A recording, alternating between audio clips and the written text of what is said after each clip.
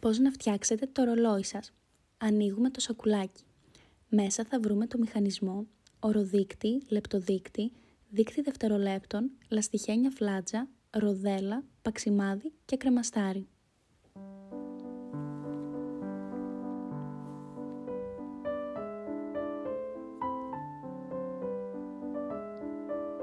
Πρώτα βάζουμε το κρεμαστάρι στο μηχανισμό, έτσι ώστε η κρεμάστρα του να είναι απέναντι από την μπαταρία.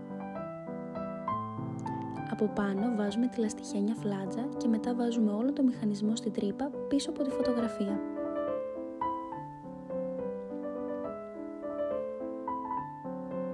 Προσέχουμε το κρεμαστάρι να κοιτάει προς τα κάτω της φωτογραφίας και όχι προς το κεφάλι.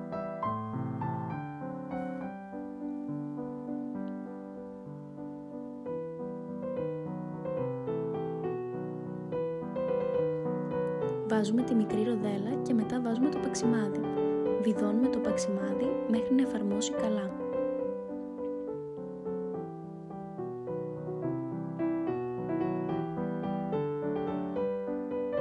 Γυρνάμε ανάποδα και κάνουμε μισή περιστροφή το μηχανισμό. Για να σφίξει το παξιμάδι, το κρατάμε. Έτσι το κρεμαστάρι έχει μπει στη σωστή θέση προς το κεφάλι.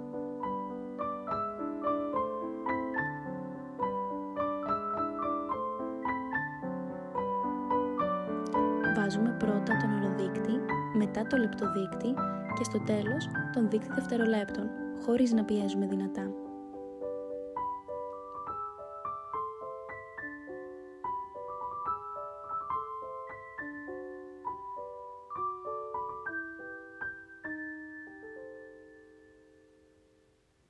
Συγχαρητήρια! Μόλις φτιάξετε το ρολόι σας. Σας ευχαριστούμε πολύ!